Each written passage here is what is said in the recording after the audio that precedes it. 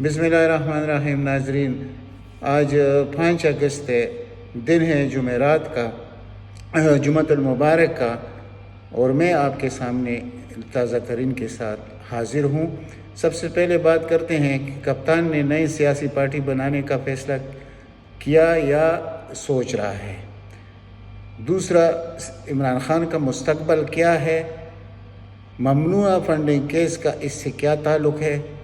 Supreme court میں جب حکومت پہنچ گئی تو ان کا سازش جو ہے وہ کیا ہے، وہ کس قسم کا سازش کرنا چاہتے ہیں، اور چیف جسٹس آف پاکستان کو اس وقت کیا کرنا چاہیے؟ اس کے کندھوں پر بہت بڑا بوجھ ہے۔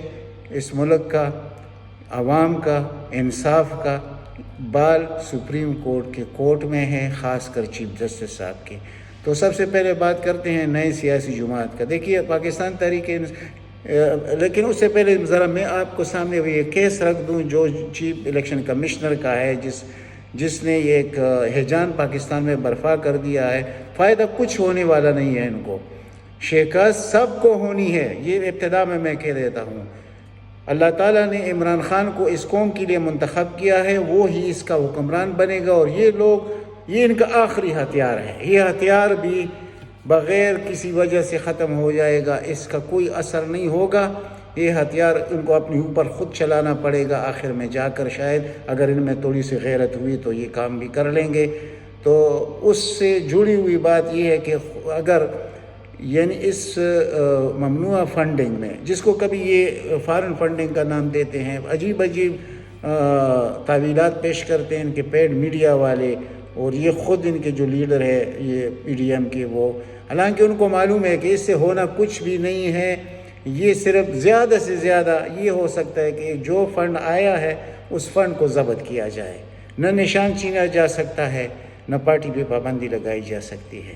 لیکن ایسی دشمن، یعنی اگر آپ کا کوئی غیرتی دشمن ہوگا تو آپ تو وہ چیز ذہن میں رکھیں گے کہ یہ کر سکتا ہے، اس سے آگے کچھ نہیں کر سکتا۔ لیکن یہاں جو دشمن ہے سب کے سب بے غیرت ہے، اور بے غیرتوں سے آپ کوئی بھی تعلق یہ توقع رکھ سکتے ہیں۔ یعنی خاص کر ان کا جو ذاتی غلام چیف الیکشن کمشنر ہے، اس کے کردار کو ذرا دیکھ لیجئے، اس کے سسر کے کردار کو دیکھ لیجئے۔ اس سے پہلے میں روز کہتا ہوں اور میں چھوڑوں گا نہیں، میں کہتا رہوں گا، یہ ان کا ذاتی ایک غلام ہے۔ اس نے یہ ڈیوٹی دینی تھی اور اس کو حکم دیا گیا۔ لندن میں بیٹھے ہوئے مفرور نے جو دوائی لینے گیا تو واپس نہیں آ سکا، یعنی اس کی تو کول غیرت یہ ہے، اور وہ ملک میں انقلاب بھی لائے گا، اور وہ افواج پاکستان کو گالیاں بھی دے گا، لیکن افواج پاکستان پھر بھی اس کو لا رکھیں گے۔ یہ سب سے بڑی بات ہے۔ بہرحال یہ تو باہر کی بات آ گئی بیچ میں۔ تو اب اگر فار ایگزامپل ہم یہ کہہ دیتے ہیں کہ پارٹی پہ پابندی لگائیں گے، تو تحریک استقلال ہے اس وقت، تحریک استقلال پاکستان ہے، تو یہ کیا ہوا؟ پاکستان تحریک استقلال پی ٹی آئی ہو گیا۔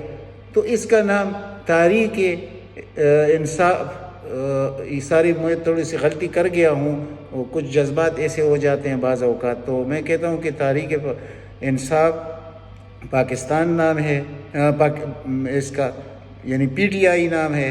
تو اگر اس کو تبدیل کر کے یہ مانگا جائے کہ تحریک انصاف پاکستان، تو پی آخر میں آ جائے گا اور ٹی پہلے آ جائے گا، صرف اتنا سا ٹی آئی پی ہو جائے گا پی ٹی آئی سے، اتنا ہی ہو سکتا ہے، اس سے زیادہ نہیں ہو سکتا ہے۔ اب نشان کا مسئلہ کہ نشان کیسے؟ نشان بلہ ہے، بلے کے بجائے گیند کا نشان مانگ لیا جائے گا۔ لیکن میں یہاں ایک ضروری چیز آپ کے سامنے رکھنا چاہتا ہوں جس کی طرف کسی کا دھیان بھی نہیں گیا، اور یہ یاد رکھیے، اور جلد از جلد اگر یہ کرنا ہے تو جلدی کیجئے۔ اس کا مقصد میرا کیا ہے کہ یہ لوگ شاید ان دو چیزوں پر سوچ رہے ہیں کہ کوئی نئے لوگ کھڑے کرے۔ ان کے ذاتی غلام کتنے ہیں کہ جا کے بھائی الیکشن کمیشن میں یہ رجسٹریشن کرا دو اس نام سے، اور نشان بھی یہ لے لو۔ یہ اس قسم اتنے یعنی خطرناک قسم کے، یعنی کرپٹ لوگ ہیں، خطرناک قسم کا ان کا ذہن ہے، جہاں سے مطلب ایک غلط کام کا کوئی جب سوچنے لگ جاتا ہے تو یہ وہ پہلے کر چکے ہوتے ہیں۔ یہ اس قسم کی پارٹی ہے، اور خاص کر شریف خاندان، ان کا کردار آپ کے سامنے ہے۔ اس ملک کے ساتھ جو کچھ ہوا آج تک، ان لوگوں نے جب سے یہ 81 سے سیاست میں آئے ہیں اس ملک کا بیڑا غرق کر دیا، اور دوسری طرف جو سندھ کا ڈاکو بیٹا ہے اس کا کردار بھی دیکھ لیجئے۔ تو اب آتے ہیں، یہ چیز تو میں نے آپ کے سامنے رکھ دیا کہ تحریک انصاف پاکستان اور پاکستان تحریک انصاف، یہ تو آپ کو سمجھ آ گیا، اور گین کا نشان کا بلی کے بجائے گین کا وہ بھی آپ کے ذہن میں آ گیا۔ یہ ہو سکتا ہے کہ ان چیزوں پر عمران خان سوچ رہا ہو، لیکن اس کے دشمن اس سے پہلے سوچ رہے ہوں۔ اچھا، دوسری جو بڑی بات اس وقت ہو رہی ہے وہ ہے، بات کر رہے ہیں عمران خان کے مستقبل کا۔ تو یہ بڑے بے وقوف لوگ ہیں، یعنی یہ کیا کریں گے، عمران خان کو نااہل کریں گے، یعنی اس کو اور نواز شریف کو ایک پلڑے میں تولیں گے۔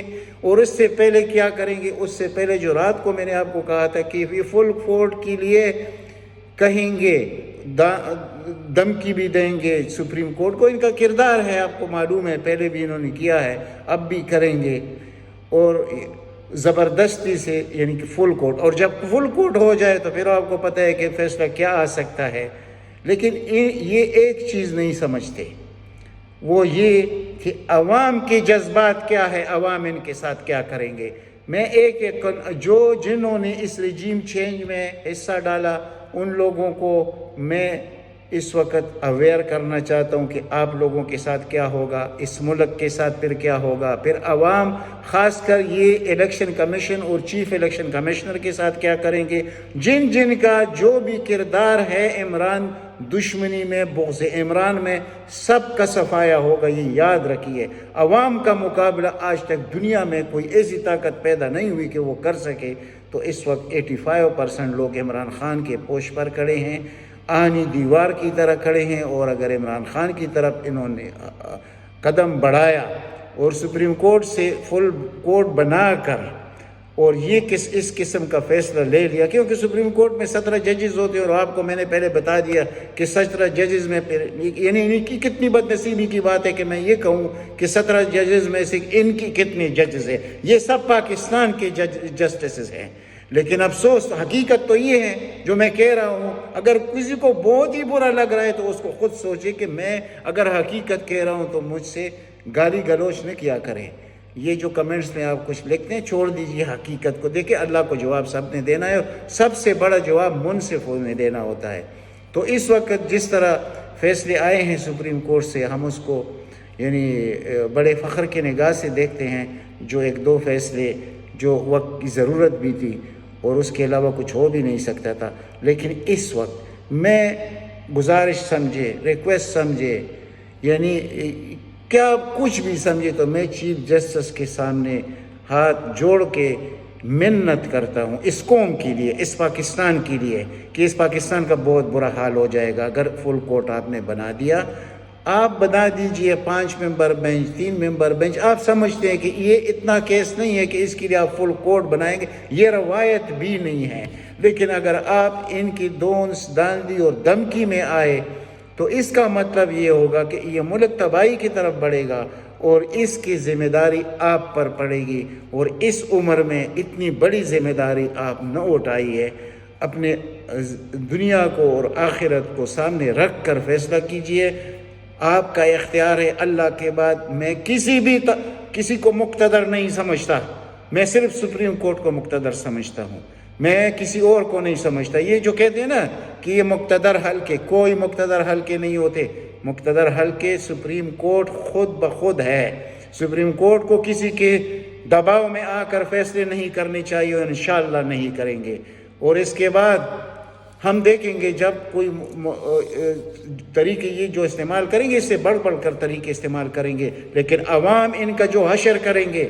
ابھی الیکشن ہوا، عوام سب دنیا کو نظر آ رہا ہے کہ اس وقت پوری دنیا میں اتنا مضبوط لیڈر کہیں موجود نہیں ہے، اتنا ایماندار لیڈر کہیں موجود نہیں ہے۔ کسی اور وقت میں اس فنڈنگ پہ، یہ جو ممنوع فنڈنگ ہے، اس پہ بحث کریں گے۔ جب اس کا موازنہ آپ نواز شریف اور زرداری سے کریں گے کہ ان کے پارٹیوں نے جو کچھ کیا اور اس کی طرف آج تک اس چیف الیکشن کمشنر کا نظر تک نہیں کیا، تو یہ زمین اور آسمان کا فرق ہے۔ تو اب زمین اور آسمان کو ملانا یہ کسی کے اختیار میں نہیں ہوتا۔ شرم کیجئے۔ میں خاص کر چیف الیکشن کمشنر کو کہتا ہوں کہ آپ کا جو انجام ہوگا اس انجام سے ڈریے، خدا کے لیے ڈریے اس انجام سے، اور پاکستان پر رحم کیجئے۔ اب تک اتنا ہی، انشاءاللہ ملیں گے اگلی ویلاگ میں۔ اللہ تعالیٰ آپ سب کو اپنے حفظ و امان میں رکھے۔ والسلام۔